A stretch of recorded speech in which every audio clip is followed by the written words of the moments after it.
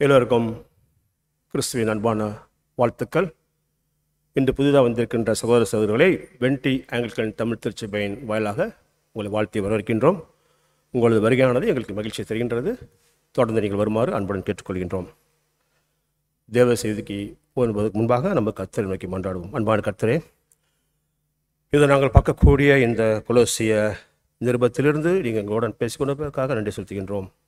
முக்கியமாக இன்று நாங்கள் பார்க்கக்கூடிய வசனங்களில் ஆண்டவரே, நீதாமை எங்களுடன் இதயத்திலே பேசி அதை செயல்படுத்த உமது பரிசுத்தாவியின் வல்லமை தருமாறு கொண்டாடுகின்றோம். இதோ இதை நான் பிரசங்கிக்கும் பொழுது எனக்கும் நான் பிரசங்கித்துக் கொள்கின்றேன், எனக்கும் போதித்துக் கொள்கிறேன் என்ற தாழ்ச்சியுடனும் சபையினருக்கு தாழ்ச்சியுடன் இந்த போதனை எடுத்து சொல்லவும் எனக்கு பரிசுத்தாவின் மூலியமாக பலத்தை தாரும். இயேசுவின் நாமத்தில் முன்னாடி அன்பு தந்தையே, ஆமென். போன வாரம் நம்ம பார்த்தது இயேசு கிறிஸ்து மட்டும் போதுமானவரா? கொலோசை சபையில் பலவிதமான தவறான போதனைகள், அதாவது நீங்கள் இதை தொடக்கூடாது, இதை சாப்பிடக்கூடாது, நீங்கள் விருத்த சேதனம் செய்ய வேண்டும், நீங்கள் ஓய்வு நாளை கடைப்பிடிக்க வேண்டும் என்று முடிவில்லாத பல சட்டத்திட்டங்களை கடைப்பிடித்தால் நீங்கள் ஒருவேளை ஆன்மீகத்தில் முழுமையை அடைய முடியும் என்று ஒரு தவறான போதனை அது சபைக்கு வந்த பொழுது பவுல் இந்த போதனைகள்லாம் பார்ப்பதற்கு ஞானத்தின் தோற்றத்தை அளிக்கலாம், ஆனால் அவையால் ஒரு பிரயோஜனம் இல்லைன்னு சொல்ல வர்றார். மாமிசத்தான் பலம் உண்டு, ஆவியினாலே ஒரு பிரயோஜனம் இல்லைன்னு சொல்ல வர்றார். அடிப்படையில் கிறிஸ்தவம் என்பது மத மாற்றம் கிடையாது. கிறிஸ்தவம் என்பது மனமாற்றம். இந்த மனமாற்றம் எப்படி வருதுன்னா, நற்செய்தியை நம்புவதன் மூலமாக வருகின்றது. ஒரு கிறிஸ்தவ வாழ்க்கையின் ஆரம்பமே நான் மாற்றம் அடைய வேண்டும், கடவுள் நம்மை உருவாக்கிய விதத்தில் இருந்து அவருக்கு ஒப்ப நான் வாழ வேண்டும். அப்படி வாழாவிட்டால் நான் அவரிடமிருந்து விலகி இருக்கின்றேன், நான் அவரை அறிந்து கொள்ளவில்லை என்றுதான் அர்த்தமாகிறது. ஆனால் நான் மாற வேண்டும் என்றால் அந்த மாற்றம் எப்படி வரும்? கிறிஸ்தவ வாழ்க்கையில் சில கட்டளைகளை கடைப்பிடிக்கிறதுனால, உதாரணத்துக்கு சில சட்டத்திட்டங்கள் லாஸ் அதை கடைப்பிடிக்கிறதுனாலையோ, மிஸ்டிசிசம் அதாவது தியானத்தின் முறையில் நான் கடவுளை தெரிஞ்சு கொள்கிறேன் அந்த முறையினாலேயோ, அசெட்டிசிசம் அதாவது உடலை வருத்தி கொண்டு அதன் மூலியமாக கடவுளை அறிந்து கொள்வீங்கிறதுனாலையோ அந்த மாற்றம் வருவது கிடையாது. ஆனால் அந்த மாற்றம் எப்படி வருங்கிறத யார் மூலியமாக வருங்கிறத பவுல் நம்ம படிக்கக்கூடிய வசனங்களே நம்மளோட பேசுகிறார். கொலோசியர் 3:1-4, நீங்கள் கிறிஸ்துவனுடைய கூட எழுந்தது உண்டானால் கிறிஸ்து தேவனுடைய வலது பார்சத்தில் வீற்றிருக்கும் இடத்திலுள்ள மேலானவைகளை தேடுங்கள், பூமியில் உள்ளவையில் அல்ல, மேலானவைகளை நாடுங்கள். ஏனென்றால் நீங்கள் மரித்தீர்கள், உங்கள் ஜீவன் கிறிஸ்துவனுடைய தேவனுக்குள் மறைந்திருக்கிறது. நம்முடைய ஜீவனாய் கிறிஸ்து வெளிப்படும் போது நீங்களும் அவர்களுடைய மகிமையிலே வெளிப்படுவீர்கள். இங்கே 4 முக்கியமான விஷயங்களே பவுல் நம்மளோட பேசுகிறார். 4 விஷயங்கள் நம்ம பட்டியலிட்டு பார்க்கலாம். முதலாவதாக அவர் சொல்ல வருது உங்கள் இதயங்களை மேலானவையில் அதாவது பரலோக விஷயத்தில் நிலைநிறுத்துங்கள். 2வது பூமிக்குரிய விஷயங்களில் மடிதல் இல்லைனா இறத்தல். 3வது உங்கள் வாழ்க்கை இப்பொழுது கிறிஸ்துவுக்குள் மறைக்கப்பட்டிருக்கிறது, you are hidden in Christ. 4வது கிறிஸ்துவோடு கூட மகிமையில் தோன்றுவீர்கள். இந்த 4 விஷயங்களை குறித்து நம்ம பார்க்க போகிறோம். முதலாவதாக உங்கள் இதயங்களில் மேலானவையில் அதாவது பரலோக விஷயங்களில் நிலைநிறுத்துங்கள். நீங்கள் கிறிஸ்துவின் உயிர்த்தெழுப்பட்டது உண்மை என்றால் உங்கள் இதயங்களை மேலே உள்ள அதாவது பரலோகத்தில் உள்ள விஷயங்களை நிலைநிறுத்துங்கள், பூமியில் உள்ள விஷயங்கள் அல்ல, அதிலே மடிந்து விட்டோம். நீங்கள் கிறிஸ்துவராக இருந்தால் உங்கள் வாழ்க்கை மாற்றத்தை ஏற்படுத்தும் விஷயங்கள், உங்கள் வாழ்க்கையை மாற்றக்கூடிய விஷயங்கள் ஏற்கனவே நடந்துவிட்டுன்னு பவுல் சொல்ல வர்றார். நீங்கள் கிறிஸ்துவோடு எழுப்பப்பட்டவர்கள் என்று அவர் இங்கே சொல்றார். வசனத்தில் பார்த்தோம் இல்லைங்களா, நீங்கள் கிறிஸ்துவோடு எழுந்தவர்கள் உண்டானால் அதுதான் உங்கள் வாழ்க்கையில் ஏற்பட்ட அடிப்படையான மாற்றம். கிறிஸ்துவோடு உயிர்த்தெழுந்து விட்டேன், நீங்கள் கிறிஸ்துவோடு எழுப்பப்பட்டீர்கள், அதாவது நீங்கள் அவரோடு அதாவது கிறிஸ்துவோடு நீங்கள் பரலோகத்தில் அமர்த்தப்பட்டிருக்கிறீர்கள். நீங்கள் இப்போது கடவுளின் வலது பக்கத்தில் கிறிஸ்துவோடு அமர்ந்திருக்கிறீங்க. இந்த ஒரு விஷயம் உங்களுக்கு ஸ்லாக்கியமாக இல்லாட்டினா வேற உலகத்தில் எந்த விஷயமும் உங்களுக்கு ஸ்லாக்கியம் இருக்க முடியாது. கடவுளானவர் தன்னுடைய ராஜ்யத்தை நிறுவனத்துக்காக தன் மகனை இந்த பூமிக்கு அனுப்புகிறார். அவரது மகன் மனிதனாக பிறக்கிறார். பரிபூர்ணமான பிரசுத்த வாழ்க்கையை வாழ்கிறார். உங்களுக்காகவும் எனக்காகவும் என் பாவங்களுக்காகவும் மரணத்தை ஏற்றுக்கொள்கிறார். நீங்கள் நான் வெற்றி அடைய வேண்டும் என்று அவர் உயிர்த்தெழுகிறார். அவர் மூலியமா நம்மளுக்கு புதிய வாழ்வை ஏற்படுத்ததான் அவர் இவ்வளவு காரியத்தை செய்திருக்கிறார். அதாவது கர்த்தர் நம்மளை பார்க்கும் பொழுது இப்பொழுது மேல் கோபம் கொள்வதில்லை. ஏனென்றால் தன்னுடைய மகன் மூலியமாக அவர் நம்மளை நேசிக்கிறாங்க அறிந்து கொள்ள முடியும், காப்பாற்றி விட்டார். இந்த மகனோட இந்த மகிழ்ச்சியான வெற்றி தந்தைக்கு ஒரு பெரிய ஒரு ஆனந்தத்தை கொடுக்கிறது மட்டுமல்லாமல் உயர்ந்த அதிகாரத்தை தன் மகனுக்கு கொடுத்து தன்னை வலது பக்கத்தில் அமர செய்கிறார். மிக மரியாதைக்குரிய இடம் அது. அந்த மரியாதைக்குரிய இடத்துல கிறிஸ்துவோடு சேர்ந்து நீங்களும் அமர்ந்திருக்கிறீர்கள். அதாவது இந்த நொடியில் இப்பொழுது மறுபடியும் சொல்ல வர இந்த இப்பொழுது நீங்கள் கிறிஸ்துவோடு பிதாவின் வலது பக்கத்தில் ஆவியினாலே ஸ்பிரிச்சுவலாக நீங்கள் அமர்ந்திருக்கிறீர்கள். நீங்கள் பரலோகத்துக்கு செல்வதற்காக உடல் ரீதியாக காத்துட்டு இருக்கீங்க. ஆனால் ஆவி ரீதியாக ஸ்பிரிச்சுவலாக நீங்கள் ஏற்கனவே அங்கே அமரப்பட்டிருக்கிறீர்கள். தந்தையார் உங்களை பார்க்கும் பொழுது அவர் உங்களை கண்டனத்துக்குரியவராக பார்க்கறது கிடையாது. ஆனால் அவர் மனம் மகிழ்ச்சியால் நிறைந்திருக்கின்றது. இதுதான் உண்மையிலே முக்கியமான மாற்றம். அது இயேசுவை நம்பி எவருக்கும் வருகின்ற மாற்றம். நீங்கள் கடவுளின் வலது பக்கத்தில் வைக்கப்பட்டிருக்கிறீர்கள். அது ஒன்று போதும் நம் மனசு மகிழ்ச்சியினால கொப்பளிக்கிறதுக்கு, இல்லைங்களா? ஆக மொத்தம் முதல் காரியத்தில் உங்கள் இதயங்களை மேலானவர்கள் நிலைநிறுத்துங்கன்னு சொல்ல வர. ரெண்டாவது காரியம் பூமிக்குரிய விஷயங்கள் மடிதல். நீங்கள் உயிர்த்தெழுந்தவர்கள் மட்டுமல்ல, நீங்கள் மடிந்து விட்டீர்கள், ஏற்கனவே இறந்து விட்டீர்கள். உங்களுடைய பழைய வாழ்க்கை முடிந்து விட்டது, அது புதைக்கப்பட்டு விட்டது. நீங்கள் கடவுளின் கண்டனத்திற்கு உரியவர்களாக இருந்தீங்க. கடவுளுக்கு விரோதமாகவும் அந்நியராக வாழ்ந்திருந்த நீங்கள் இப்ப அந்த வாழ்க்கை முடிந்து விட்டது. அந்த வாழ்க்கை புதைக்கப்பட்டு விட்டது. உங்கள் தோல்விகளை, உங்கள் பாவங்களை, உங்கள் துக்கங்களை, துயரங்கள் எல்லாமே புதைக்கப்பட்டு விட்டன. நீங்கள் இறந்து விட்டீர்கள். உங்கள் பழைய அடையாளம், உங்களுடைய பழைய ஐடென்டிட்டி அழிந்து விட்டது. பூமிக்குரிய விஷயங்களில் மடியுங்கள், இறந்து விடுங்கள் பவுல் சொல்ல வரார். மூன்றாவது, உங்கள் வாழ்க்கை இப்பொழுது கிறிஸ்துவுக்குள் மறைக்கப்பட்டுள்ளது. You are hidden in Christ. இது கிறிஸ்துவோட நம்மளுக்குள்ள ஐக்கியத்தை பற்றி பேசுது. அதாவது I am hidden in Christ, நான் கிறிஸ்துவுக்குள் மறைக்கப்பட்டிருக்கிற அந்த செய்தி நம்மளுக்கு ஒரு புல்லரிப்பை உண்டாக்கக்கூடிய விஷயம். அது இன்னொரு ஸ்லாக்கியத்தை உண்டாக்கக்கூடிய மாபெரும் உண்மை. அது நீங்கள் ஒரு கிறிஸ்துவராக இயேசுவரை பின்பற்றா இருந்தா உங்களுக்கு அந்த அனுபவம், ஐ எம் ஹிடன் இன் கிரைஸ்ட், நான் கிறிஸ்துவுக்குள் மறைக்கப்பட்டிருக்கிற அனுபவம் உங்களுக்கு இருக்குதா? உங்கள் வாழ்க்கை கிறிஸ்துவுக்குள் மறைக்கப்பட்டிருக்கிற என்ற அனுபவத்திலே நீங்க வாழ்க்கையில வாழ்கின்றீர்களா? வெளிப்புறமா பார்த்தா நீங்க அதே ஆளுதான், அதே முடி, அதே நிறம், அதே கண்கள், அதே குடும்பம். ஆனாலும் வெளிப்புறமா பார்க்காத ஒரு மாபெரும் மாற்றம் உங்கள் இதயத்திலே செய்யப்பட்டிருக்கிறது. கிறிஸ்துவோடு நான் மறைக்கப்பட்டிருக்கின்றேன். கிறிஸ்துவுக்குள் ஐம் ஹிடன் இன் கிரைஸ்ட். எவ்வளவு பெரிய விஷயம் பாருங்க. இந்த வசனத்தின் மூலமாக நம்மளுக்கு சொல்லப்படுது. நம்ம வாழ்க்கையில மாபெரும் மாற்றம் வருது. நான்காவதாக அவர் பேசுறது கிறிஸ்துவோடு கூட நீங்க மகிமையில் வெளிப்படுவீர்கள்.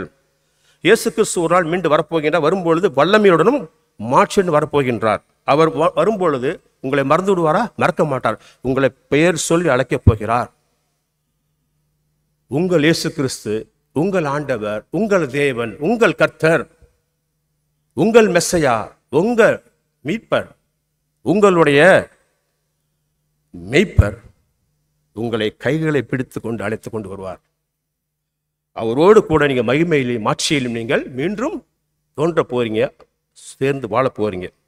எனவே நீங்கள் இயேசுவை பின்பற்றா இருந்தால் நீங்கள் சபைக்கு சென்று ஆராதனை கலந்து கொள்வது மட்டும் மகிழ்ச்சி கிடையாது. நீங்கள் கிறிஸ்துவோடு ஐக்கியப்பட்டு விட்டீர்கள். மகிமையில் மீண்டும் அவரோட தோன்ற போகிறீங்க. அப்படியானால் உங்கள் வாழ்க்கையில் இதெல்லாம் பார்க்கும் பொழுது அடிப்படையான மாற்றம் வந்துருச்சா? எஸ், அடிப்படையான மாற்றங்கள் ஏற்கனவே வந்தாகிவிட்டது. இப்போ உங்களுக்கு புரிய நினைக்கிறீங்களா? மாற்றம் வந்தாகிவிட்டது. ஆனால் இந்த மாற்றம் கர்த்தர் செய்த மாற்றம், உங்கள் இதயத்தில் விருத்த சேதனம் செய்யப்பட்ட மாற்றம் அது. உங்கள் இதயங்களிலே கர்த்தர் செய்த மாற்றம் அது. ஆனால் நீங்கள் இந்த மாற்றம் வந்ததுக்கு பிறகு பழைய வாழ்க்கைக்கு திரும்பினா நீங்கள் கர்த்தரை விட்டு விலகி சென்றீர்கள், விலகி சென்று கொண்டிருக்கிறது தான் அர்த்தமாகிறது. நீங்கள் பழைய வாழ்க்கை முறைக்கு திரும்பி சென்றால் நீங்கள் அவரிடமிருந்து விலகி செல்கிறீர்கள். அவரை நீங்கள் அறிந்து கொள்ளவில்லை, அவருடைய உண்மை உருவம் உங்களுக்கு என்னவென்று தெரியவில்லை என்று அர்த்தமாகிறது. உங்களுடைய அடையாளம், ஐடென்டிட்டி எதில் இருக்கிறது? உங்களுடைய அடையாளம், ஐடென்டிட்டி எதில் இருக்குங்கிறது வெளி உலகத்துக்கு வெட்ட வெளிச்சமாயிடும், மறைக்கவே முடியாது உங்கள் வாழ்க்கை முறைகள் மூலமாக.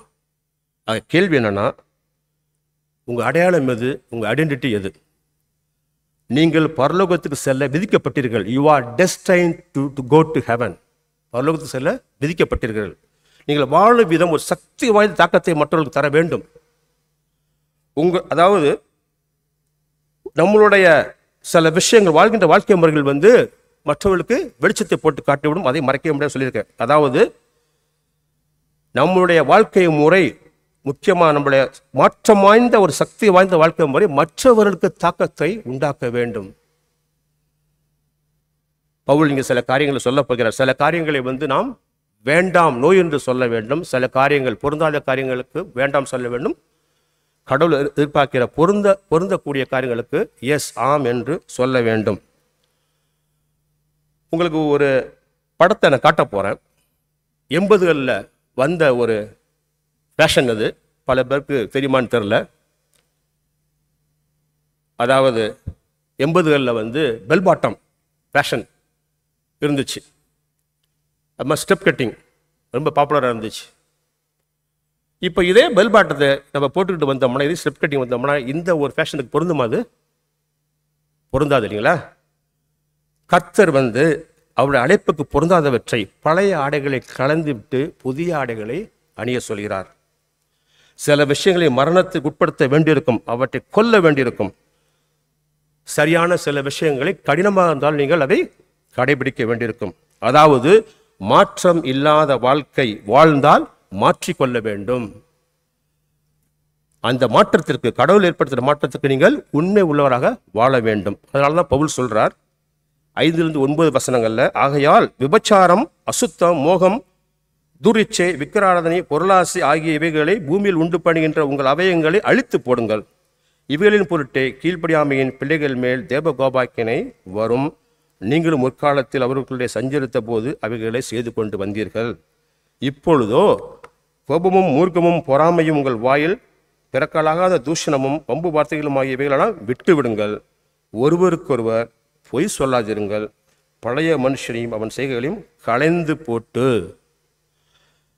நான் இறந்து விட்டேன், கிறிஸ்துவோடு ஐக்கியமாகிவிட்டேன், நான் பரலோகத்துக்கு செல்ல விதிக்கப்பட்டிருக்கிறேன். I am destined to go to heaven. பழைய ஜோசப் நான் இறந்து விட்டேன், பழைய ஆடை அணிய முடியாது, புதிய ஆடையை அணிந்து கொள்ள வேண்டும். எனக்கு பொருந்தாதை நான் அணிய முடியாது. இங்கே பவுல் பார்த்தீங்கன்னா இந்த வசனங்களை பாவங்களை இல்லைன்னா பழைய ஆடைகளை 2 வகையை பட்டியலிட்டு சொல்கிறார். என்ன நம்ம பார்க்கலாம். முதல் வகை முதல் சொல்லப்பட்ட பாவங்கள், முதல் பட்டியல் பார்த்தீங்கன்னா அது ஆசைகள் சம்பந்தப்பட்டது, டிசையர்ஸ் அது சம்பந்தப்பட்டது. 2வது பட்டியல் பார்த்தீங்கன்னா இரிட்டேஷன், எரிச்சல் சம்பந்தப்பட்டது. முதலாவது சொல்றது விபச்சாரம், அசுத்தம், மோகம். விபச்சாரம், அசுத்தம், மோகம், துரிச்சை. இதுதான் அந்த முதல் வகை. இந்த பாவங்கள் வெளிப்புறமா கண்களில் ஆரம்பித்து உள்புறமா ஆன்மாவை நோக்கி அந்தரங்கமாக இன்டிமேட்டா நடக்கக்கூடிய, செய்யக்கூடிய பாவங்கள். இதுதான் முதல் வகை. திருமணத்திற்கு வெளியே உள்ள எந்த ஒரு பாலியல் செய்கைகளும், செக்ஷுவல் ஆக்ட்ஸ் எதா இருந்தாலும் இந்த பட்டியலுக்கு கீழே வருது. இன்னைக்கு நம்ம பார்த்தோம்னா சிறுவர்கள், சிறுமிகளிலிருந்து முதியவர்கள் வரைக்கும் இன்னைக்கு ஆபாச படங்களும் போர்னோகிராஃபியும் பிசாசோடைய தந்திரத்தினாலையும் அவனுடைய பலத்தினாலும் பலரை அடிமையாக்கி கொண்டிருக்கின்றது. அதாவது இந்த போர்னோகிராஃபி எப்படி ஒரு மனிதனுடைய மூளையை ரீவயரிங் பண்ணுறாங்க, அதாவது மனிதனுடைய மூளையை மாற்றக்கூடிய வல்லமையை வாழ்ந்ததுங்கிறது தான் இந்த படத்தில் நீங்கள் பார்க்கலாம். The prolonged pornography exposure can have negative impacts on the prefrontal cortex, which is involved in emotional processing and self-regulation of behavior. அதாவது நீண்ட காலம் ஆபாச படங்களை பார்ப்பது உணர்ச்சி ரீதியான செய்கைகள், அதாவது நம்ம எமோஷனலாக பண்ணக்கூடிய செய்கைகளையும் மற்றும் சுய அடக்கி நடத்தை, அதாவது செல்ஃப் கண்ட்ரோலை கட்டுப்படுத்தக்கூடிய அந்த ப்ரீஃப்ரண்டல் கோர்டெக்ஸ்க்கு அந்த பிரெயினே தாக்கத்தை உண்டாக்கக்கூடிய காரியம் தான் இந்த போர்னோகிராஃபி. யாராவது நம்ம சபையிலேயோ உங்கள் நண்பர்களுக்கோ இந்த பிரச்சனை இருந்தால் தயவுசெய்து நானே அதை கையாண்டு கொள்வாங்க, எனக்கு செல்ஃப் கண்ட்ரோல் இருக்குது, அது மாதிரிலாம் நம்ம வேஷம் போட்டு வாழ முடியாது. போர்னோகிராஃபிங்கிறது மாபெரும் அடிக்ஷனுக்கு கொண்டு போகக்கூடிய, அடிமைத்தந்து கொண்டு போகக்கூடிய மாபெரும் ஒரு விஷயம் அது. அதனால் தயவுசெய்து நீங்களே உங்களுக்குள்ளே அதை நான் வலிமையாக வென்றுவேன் முயற்சி செய்யாதீங்க.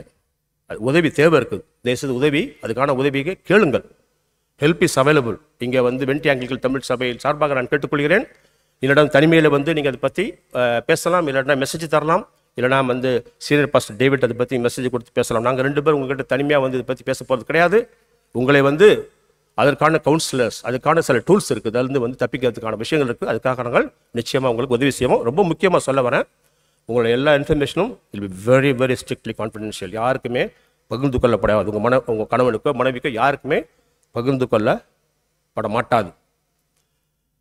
எல்லாரும் கேள்விப்பட்டிருப்பீங்க, செயின்ட் அகஸ்டின் கேள்விப்பட்டிருக்கீங்களா? செயின்ட் அகஸ்டின் ரொம்ப ஃபேமஸான ஒரு தியாலஜன், அதாவது மறைநூல் வல்லுனர், ஃபேமஸான ஒரு ஃபிலாசபர், தத்துவ ஞானி, 4th செஞ்சுரியில் வாழ்ந்தவர். அவர் கிறிஸ்து அறிவதற்கு முன்னாடி அவர் வாழ்ந்த வாழ்க்கை மிகவும் பாவகரமான வாழ்க்கை. முக்கியமாக பாலியல் ரீதியான பாவங்களில் அவர் வாழ்ந்தார் சொல்ல முடியாது, மூழ்கி இருந்தார். செக்ஷுவல் சின்னில் he was living his life. கிறிஸ்து அறிந்ததுக்கு பிறகு, மீட்பு அடைஞ்சதுக்கு பிறகு, ஒரு நாள் செயின்ட் அகஸ்டின் இத்தாலி நாட்டில் உள்ள மிலான் நகரில் ஒரு வீதியில் நடந்து போயிட்டு இருக்கும் பொழுது அவருடன் பல முறை பாலியல் உறவு வைத்து கொண்டிருந்த பெண் அவர்கிட்ட ஏய் அகஸ்டின் நீதானே அப்படின்னு சொல்றா. அகஸ்டின் கண்டுக்காம போறார். அந்த பெண் மறுபடியும் கிட்டக்க கண்களை உற்று நோக்கி ஏய் அகஸ்டின் நீதானே அப்படின்னு சொல்லும் பொழுது அகஸ்டின் சொல்றாரு, ஆம் நான் தான், ஆனால் நான் அவன் இல்லை. விடல. ஏய் அகஸ்டின் என்ன அப்படிங்கும்போது, நாம் அகஸ்டின் தான், ஆனாலும் நான் அவன் இல்லைங்கிறார். நான் அவன் இல்லை. உலகம் அந்த வார்த்தையை வேற எதுக்கு உபயோகப்படுத்துது. பல பாவங்களை செஞ்சுவிட்டு அதை மறைக்கிறதுக்கு நான் அவனேன்னு சொல்லுவோம் இல்லைங்களா? ஆனால் இங்கே பாவங்கள் செய்யாமல் இருக்கிறதுக்காக, பழைய பாவங்களை செய்ய மாட்டேங்கிறதுக்காக சொல்லக்கூடிய அந்த வார்த்தை தான் நான் அவன் இல்லை. அகஸ்டின் என்ன சொல்ல வரானா, நான் பழைய அகஸ்டின் இறந்து விட்டான், புதைக்கப்பட்டு விட்டான், இப்பொழுது நான் அவன் இல்லை, நான் புதிய அகஸ்டின், கிறிஸ்துவன் ஐக்கியப்பட்டு விட்டேன், எனக்கு விதிக்கப்பட்டிருக்கிறது பரலோகம், நான் அவன் இல்லை. இந்த முதல் பட்டியலில் இந்த பாலியல் ரீதியான பாவங்களை பட்டியலிட்டு காட்டக்கூடிய பவுல் அதோடு கூட பார்த்தீங்கன்னா பொருளாசையை பற்றி பேசுகிறார். விக்கிர ஆராதியான பொருளாசைங்கிறார். பவுல் இந்த பொருளாசையை சிலை வழிபாடு ஒப்பிட்டு பேசுகிறார். அதாவது பொருட்கள், உடைமைகள், செல்வங்கள், அது மேலே உள்ள தீராத ஆசைகள் பார்த்தீங்கன்னா வேறொரு வழிபாட்டுக்கு கொண்டு போயிடணும் எச்சரிக்கை பண்ணுறார். கிறிஸ்துவுக்கு போட்டியாக கிறிஸ்துவை முதன்மையாக வைக்காமல் கிறிஸ்துவை பின்தள்ளி இரண்டாம் இடத்துக்கு தள்ளி வச்சு அவருக்கு போக வேண்டிய மகிமை போகாத பொழுது அதுவும் ஒரு சிலைபாடு வழிபாட்டுக்கு ஒப்புன்னு இங்கே பவுல் எச்சரிக்கை பண்ணுறார். இதுவும் பல விசுவாசிகள் போராடக்கூடிய பாவம். பொருளாசை, புகழாசை, பல காரியங்கள் கடவுளை இயேசு கிறிஸ்துவை முன் வைக்காட்டினா நம்மளும் சிலை வழிபாடு பண்ணி கொண்டு தான் இருக்கின்றோம். 2வது பட்டியல்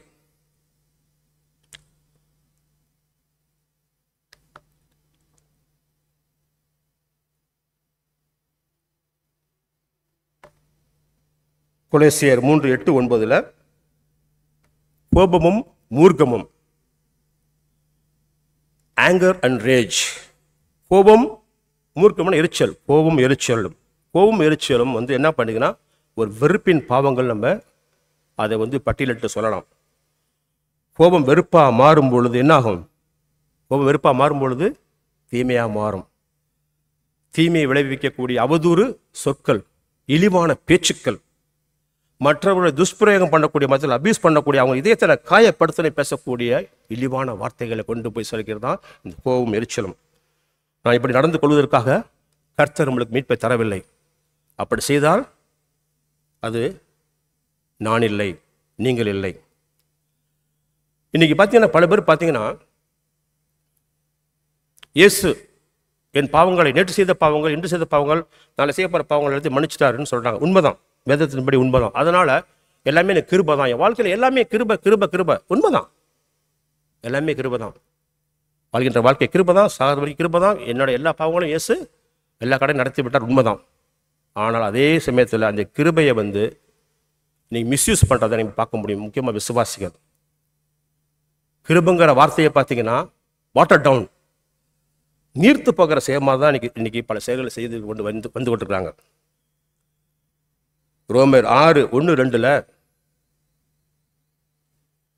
ஆகையால் என்ன சொல்லுவோம்? கிருபை பெருகும்படிக்கு பாவத்திலே நிலைநிற்கலாம் என்று சொல்லுவோமா? கூடாதே. பாவத்துக்கு மறுத்து நாம் இனி அதிலே எப்படி பிழைப்போம்? கிருபை எனக்கு பெருகுன்னு சொல்லிட்டு நம்ம பாவத்தில் நிலை நிற்க முடியுமா? கூடாதே அப்படிங்கிறார். பாவத்துக்கு மறுத்து நாம் அதில் எப்படி நாம் பிழைப்போம்? அதே 6வது அதிகாரம் 8-12 படித்தோம்னா, ஆகையால் கிறிஸ்துவோடு கூட நாம் மருத்துவமானால் அவருடனே கூட பிழைத்தும் இருப்போம் என்று நம்புகின்றோம். மருத்துவோடு எழுந்த கிறிஸ்து இனி மரிப்பதில்லை என்று அறிந்திருக்கின்றோம். மரணமினி அவர் ஆண்டு கொள்வதில்லை. அவர் மரித்தது பாவத்திற்கென்று ஒரே தரம் மரித்தார். அவர் பிழைத்திருக்கிறது தேவனுக்கென்று பிழைத்திருக்கின்றார். அப்படியே நீங்களும் உங்களை பாவத்திற்கு மறுத்தவர்களாகவும் நம்முடைய கர்த்தராகிய இயேசு கிறிஸ்துவுக்குள் தேவனுக்கென்று பிழைத்தவர்களாகவும் எண்ணிக்கொள்ளுங்கள். ஆகையால் நீங்கள் சரீர இச்சைகளின்படி பாவத்திற்கு கீழ்ப்படியத்தக்கதாக சாவுக்கேதான உங்கள் சரீரத்தில் பாவம் ஆளாதிருப்பதாக. உங்கள் சரீரத்தில் பாவம் ஆளாதிருப்பதாக. யார் உங்கள் ராஜா? யார் உங்கள் எஜமானர்? யாருக்கு நீங்கள் கீழ்ப்படுகிறீர்கள்? கிறிஸ்து உங்கள் ராஜாவா? சாத்தான் உங்கள் ராஜாவா? கிறிஸ்து உங்கள் எஜமானரா? சாத்தான் உங்கள் எஜமானனா? கிறிஸ்துவுக்கு கீழ்ப்படுகிறீர்களா? சாத்தானுக்கு கீழ்ப்படுகிறீர்களா? கர்த்தருக்கு நீங்கள் கீழ்ப்படியாவிட்டால் நிச்சயமா சாத்தானுக்கு தான் கீழ்ப்படுகிறீர்கள். கோபப்படும் போது எது உங்களை ஆள்கின்றது? பாவம் ஆட்சி செய்கின்றது. கோபம் வெறுப்பாக மாறும் பொழுது உங்களை ஆட்சி செய்வது யார்? சாத்தான். தீங்கு விளைவிக்கும் அவதூறு பேச்சுகளை நீங்கள் பேசும்பொழுது உங்கள் எஜமானன் யார்? சாத்தான். மற்றவர்கள் இழிவான வார்த்தைகளை பேசி அவர்களை தாக்கும் பொழுது உங்களை எது ஆள்கின்றது? பாவம் உங்களை ஆள்கின்றது. மற்றவர்களை துஷ்பிரயோகம் செய்து அவர்கள் காயப்படுத்தும் நோக்கத்தோடு நீங்கள் அவதூறு வார்த்தைகளை பேசும் பொழுது யாரை மகிழ்ச்சி அடை செய்கிறீர்கள்? சாத்தானே மகிழ்ச்சி அடை செய்கிறீர்கள். ஒருவருக்கு ஒருவர் பொய் சொல்லும் பொழுது நீங்கள் யாருக்கு கீழ்ப்படுகிறீர்கள்? பொய்யின் தகப்பன் சாத்தானுக்கு கீழ்ப்படுறீங்க. குடும்பங்களிலே மனைவி கணவன் எரிச்சல், கோபம், வெறுப்பு பேச்சுகள்,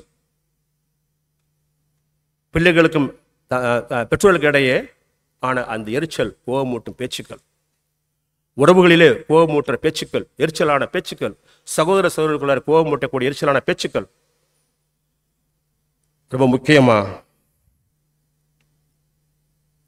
கர்த்தர் மாபெரும் விலையை கொடுத்து, விலைமதிக்க ரத்தத்தை கொடுத்து வாங்கின சபையிலே சக விசுவாசிகளை, சகல சகோதரிகளிடம் நீங்கள் சண்டை கொண்டாலோ, அவர்கள் எரிச்சல் ஊட்டி பேசினாலோ, அவருடைய கோபம் கொண்டாலோ,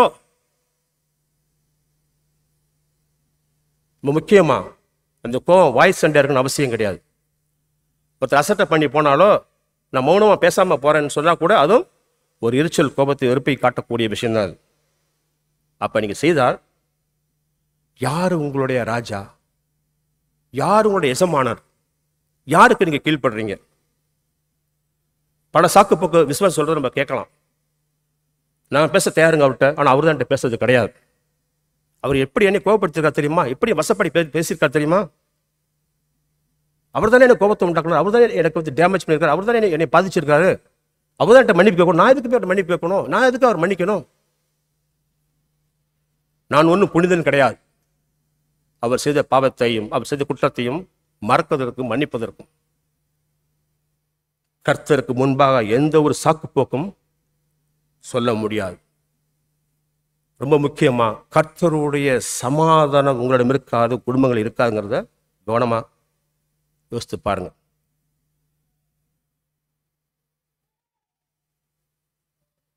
நம்ம தினமும் இல்லைன்னா சபையில் சொல்லக்கூடிய முக்கியமான ஜெபம் அவர் ஃபாதர் அண்ட் ஹெவன், பரமண்டங்களில் இருக்கிற எங்கள் பிதாவே.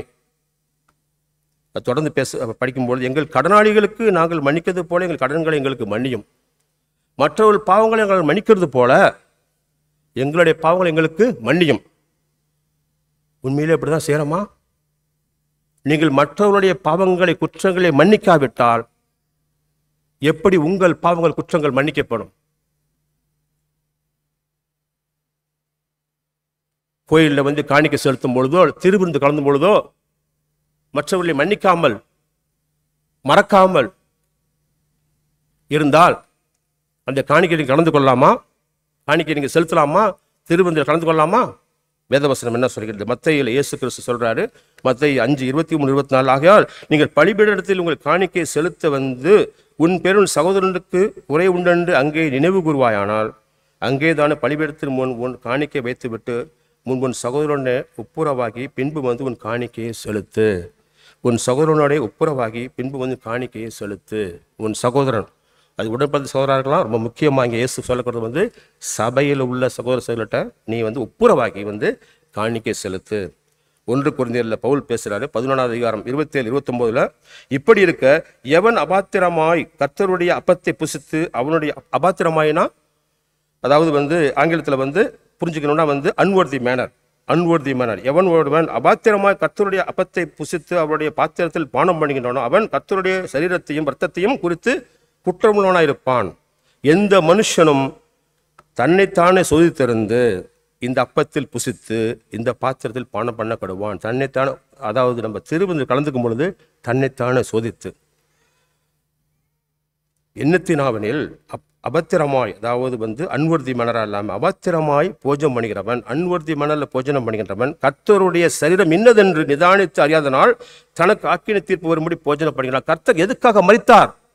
என் பாவங்களை குணப்படுத்த மரித்தார் அறிஞ்சிக்காதனால தான் தனக்கு ஆக்கினை தீர்ப்பு வரும்படி போஜனம் பண்ணுகிறான் சொல்ல வர்றார். தனக்கு ஆக்கினை, நல்லா கவனிச்சிக்க, ரொம்ப ஸ்ட்ராங்கான வார்த்தை சொல்லப்பட்டிருக்கீங்க. தனக்கு ஆக்கினை தீர்ப்பு வரும்படி போஜனம் பானம் பண்ணுகிறான். ரொம்ப ஒரு எச்சரிக்கையான ஒரு வார்த்தையை நம்ம வசனத்தை நம்ம கவனிக்கிறோங்க. ஆக பழைய வாழ்க்கை, பழைய ஆடையை களைந்து விட்டு புதிய ஆடையை தரித்து கொள்ளுங்கள். பழைய ஆடையை களைஞ்சிட்டோன்னு சொல்லும் பொழுது, நான் களைஞ்சிக்கிட்டே மூச்சு எடுக்கிறேன் அப்படின்னு சொல்லும் பொழுது அதில் வெற்றி அடைய முடியாது. இதே இந்த பழைய ஃபேஷனான பெல் பாட்டமும் ஸ்டெப் கட்டிங் திருப்பி ஒருத்தர் வரும், ஒரு சர்க்கிளில் வரும். அது அதே மாதிரி பாவம் திருப்பி நம்மகிட்ட வரும். நான் களைஞ்சிட்டு நினச்சக்கூடிய பாவம் திருப்பி நம்மகிட்ட வரும். ஆனால் யூ ஹேவ் டு ரீப்ளேஸ்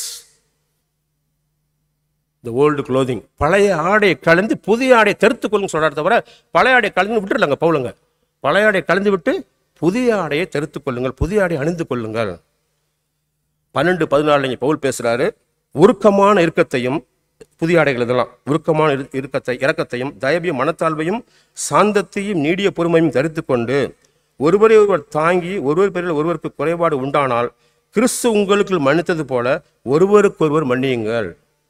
ஒருவருக்கு ஒரு குறைபாடு உண்டானால், இருக்குமா? குறைபாடு நிச்சயம் இருக்கும். ஆனால் கிறிஸ்து உங்களுக்கு மன்னித்தது போல ஒருவருக்கொருவர் மன்னியுங்கள். இவை எல்லாவற்றின் மேலும் பூரண சற்குணத்தின் கட்டாயி அன்பை தரித்து கொள்ளுங்கள். இரக்கத்துடன் தயவுடன் தாட்சியுடன் சாந்தத்துடனும் பொறுத்து கொள்ளுதலுடன் ஒருவரை தாங்கி பிடித்து யாராவது எதன் குறை இருந்தால் கர்த்தர் உங்களை மன்னித்தது போல மன்னியுங்கள் சொல்றது மட்டுமல்லாமல் பூரணமா இணைக்கின்ற அன்பை அணிந்து கொள்ளுங்கள். And over all these virtues put on love which binds them all together in perfect unity. சபைக்குள்ள சமாதானம் வரணுமா? குடும்பத்துக்குள்ள சமாதானம் வரணுமா? உறவுக்குள்ள சமாதானம் வரணுமா? கடவுள் கொடுக்கக்கூடிய அந்த கோந்து, அந்த பசை வந்து பரிபூர்ணமா இணைக்கின்ற அந்த அன்புங்கிறார், லவ்ங்கிறார். அதுதான் வந்து அதை ஒட்ட வைக்கிற உடைந்த உறவுகளையும் உடைந்த நெஞ்சங்களையும் ஒட்ட வைக்கக்கூடியது இந்த பரிபூர்ணமான அன்புன்னு சொல்ல வர்றார். பெரும்பாலும் பார்த்தீங்கன்னா நம்மளுக்கு ஈகோ இருக்கும், ஈகோ பெருமை. மன்னிப்பு கேட்கறதுக்கோ இல்லைன்னா மன்னிப்பு கொடுப்பதற்கோ இந்த ஈகோ பெருமை தான் தடையா இருக்கு. நான் அடிக்கடி சொல்லக்கூடிய வார்த்தை அது. மன்னிப்பு கொடுப்பதிலும் மன்னிப்பு கேட்பதிலும் முந்தி கொள்ள வேண்டும். இதே ஈகோ இதே பெருமை இயேசு கிறிஸ்துக்கு இருந்தா நம்ம இந்த சபையில் உட்கார்ந்திருக்க முடியுமா? நம்ம மன்னிப்பு பெற்றிருக்க முடியுமா? எல்லாரும் கடவுளுடைய கண்டனத்துக்கு ஆளாயிருப்போம் இல்லைங்களா? ஆக இந்த பழைய ஆடையை கணிந்து புதிய ஆடை அணியும் பொழுது ரொம்ப முக்கியமாக மறுபடியும் நான் வலியுறுத்த விரும்புகிறேன். பல பேர் சமாதான வாழ்க்கை வாழ்ந்துட்டு சொல்லலாம், உங்கள் வாழ்க்கையில் கிடைச்சதுனால சமாதானம் நினச்சிட்டு இருப்பீங்க. அந்த சமாதானம் உலகம் தரக்கூடிய சமாதானம், கர்த்தருடைய சமாதானம் கிடையவே கிடையாது. கர்த்தருடைய சமாதானம், உண்மையான சமாதானம் உங்களுக்கு கிடைக்கணும்னா, உங்கள் குடும்பங்களில் கிடைக்கணும்னா, தேவ சமாதானத்தை அனுபவிக்கணும்னா பவுல் 15ஆம் வசனத்தில் சொல்றார், தேவ சமாதானம் உங்கள் இருதயங்களில் ஆளக்கடவுது, இதற்கென்றே நீங்கள் ஒரே சரீரமாக அழைக்கப்பட்டீர்கள், நன்றியுள்ளவர்களாய் இருங்கள். எதுக்காக அழைக்கப்பட்டிருக்கோம்? அதை நம்ம வாழும் பொழுது, அந்த மாற்றத்தோட வாழும் பொழுது தேவ சமாதானம் கிடைக்கும். நன்றி உள்ளவர்களாக வாழ்வோம், கம்ப்ளைண்ட் பண்ண மாட்டோம். இன்றைக்கு கர்த்தர் நம்மோட இந்த கொலோசியர் 3:1-15 ஆழமாக பேசியிருக்கா நான் விசுவசிக்கிறேன். இப்பொழுது நம்ம ஒரு முடிவெடுக்கக்கூடிய நேரம், அது டெசிஷன் மேக்கிங் டைம். அது குடும்பங்களில் நீங்கள் யாரையாவது சமாதானமாக போகாமல் இருந்தால், சண்டை போட்டிருந்தால், எரிச்சல் மூட்டியிருந்தால், வெறுப்பு பேச்சு பேசியிருந்தால், சபைகளில் யாராவது நீங்கள் பேசாமல் இருந்தால், எரிச்சல் மூட்டியிருந்தால், கோபப்பட்டிருந்தால், மன்னிக்காமல் இருந்தால், இன்னைக்கு முடிவெடுக்கக்கூடிய முக்கியமான நேரம் அது. இந்த நிமிடம் முடிவெடுக்கக்கூடிய நேரம் அது. இந்த சபை முடிந்தவன் முடிவெடுக்கக்கூடிய நேரம் அது. முன்மாதிரியாக நான் இப்பொழுது கடவுளுக்கு முன்பாக, கர்த்தருக்கு முன்பாக, உங்களை யாராவது நான் மனநோகம் செய்திருந்தாலோ, எரிச்சல் மூட்டியிருந்தாலோ, கோபப்பட்டு பேசியிருந்தாலோ, அறிந்து அறியாமல் பேசியிருந்தாலோ, நான் உங்களிடம் மன்னிப்பு கேட்டுக்கொள்கிறேன். தனிப்பட்ட முறையில் எட்டாரா நீங்கள் பிரதர் நீங்கள் என்னை கோபப்பட்டீங்கன்னு சொன்னால், தனிப்பட்ட முறையில் நான் மன்னிப்பு கேட்க தயாராக இருக்கின்றேன். இந்த சபை முடியும் பொழுது உண்மையிலே கர்த்தர் உங்களுடைய எஜமானர், அவர் தான் உங்கள் ராஜா, அவர் தான் கீழ்ப்பட்டீங்கன்னு சொன்னீங்கன்னா, நீங்கள் செய்ய வேண்டிய காரியம், குடும்பத்தாரோட இன்றே நீங்கள் என்னை மன்னித்து விடு மனைவியே, மன்னித்து விடு கணவரே, பிள்ளைகளே என்னை மன்னித்து விடுங்கள், அப்பா என்னை மன்னித்து விடுங்கன்னு சொல்லக்கூடிய ஒரு அருமையான வாய்ப்பை கர்த்தர் உங்களுக்கு தரார். சபையில் யாராவது நீங்கள் ஒத்துழைப்பு பேசாமல் இருந்தாலோ, மௌனமாக அசட்டை செய்தாலோ, கோபப்பட்டு பேசியிருந்தாலோ, எரிச்சல் மூட்டி பேசியிருந்தாலோ, கோபப்பட்டிருந்தாலோ, சபை முடிந்தவுடன் நீங்கள் கிறிஸ்து உங்களுக்கு எஜமானராக இருந்தா, கிறிஸ்து உங்களுக்கு ராஜாவாக இருந்தா, கிறிஸ்துவுக்கு கீழ்ப்படிஞ்சா, சாரி பிரதர், சாரி சிஸ்டர், என்னை மன்னித்துக் கொள்ளுங்கள். அதே மாதிரி நீங்களும் மன்னிப்பு கொடுக்க வேண்டும். இதை செய்யாமல் உங்களுடைய ஈகோவோ பெருமையை தடை செஞ்சிச்சுன்னா, யார் உங்களுடைய எஜமான், யார் உங்களுடைய ராஜா, யார் கீழ்ப்படிங்கிறத நான் சொல்ல வேண்டிய அவசியம் இல்லை. கடவுள் நம்மளுக்கு தரக்கூடிய அருமையான ஒரு வாய்ப்பு, ஒரு சான்ஸ். கர்த்தர் நோக்கி மன்றாடுவோம். அன்பான கர்த்தரே, பழைய நான் இறந்து விட்டேன், நான் அவன் இல்லை, கிறிஸ்துவோடு உயிர்த்தெழுதப்பட்டிருக்கிறேன், கிறிஸ்துவோடு பிதாவின் வலது பாரிசத்தில் நான் ஆவியில் அமர செய்யப்பட்டிருக்கின்றேன். I am hidden in Christ, கிறிஸ்துவுக்கு நான் மறைக்கப்பட்டிருக்கின்றேன், நான் கிறிஸ்துவோடு ஐக்கியமாக இருக்கின்றேன். கிறிஸ்து வரும்பொழுது மாட்சியை வெளிப்பட போகின்றேன். இந்த மாபெரும் ஒரு மாற்றத்தை எங்கள் வாழ்க்கையில் நீ செய்ததற்காக கோடான கோடி நன்றி செலுத்துகின்ற ஆண்டவரே. இந்த மாற்றத்தை செய்திருந்தால், அதை விசுவசித்தால் நாங்கள் நிச்சயம் மாற வேண்டும். மாறாத இந்த வாழ்க்கை நமக்கு பொருந்தாத வாழ்க்கை என்று அறிகின்றோம். இது ஆண்டவரே, நீர்தாமே எங்களுக்கு, என்னுடைய இதயத்தில் பலகீனங்கள் இருக்கலாம், நான் பலகீனமானவன், எனக்கு இந்த ஈகோ பெருமை ஆட்டிக் கொண்டிருக்கின்றது. ஆனால் கர்த்தர் நீர்தாமே சாட்சி உள்ளவராக இருக்கின்றேன். எந்த அளவுக்கு தாழ்ந்தவர் என்றால், நீர் மரணம் மட்டும் சிலுவை மரணத்துக்கு தாட்சியான அந்த தேவன் நான் ஏற்றுக்கொண்டேன் என்று சொல்லும் பொழுது, ஆண்டவருடைய பரிசுத்தாவின் வல்லமையால் நான் இந்த சபை முடிந்தவுடனே உமக்கு மகிழ்ச்சியை உண்டாக்க, சாத்தானை இகழ்வுற செய்ய, அவனை நாணி வெட்க செய்ய, என் கிறிஸ்துவை மகிழ்ச்சி அடைய செய்ய நான் மன்னிப்பு கேட்பேன்.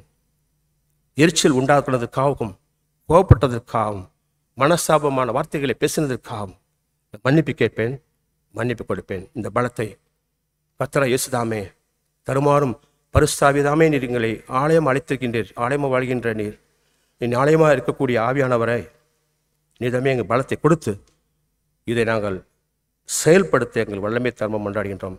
இயேசுவின் நாமத்தில் முன்னாடி அன்பு தந்தையே, ஆமென்.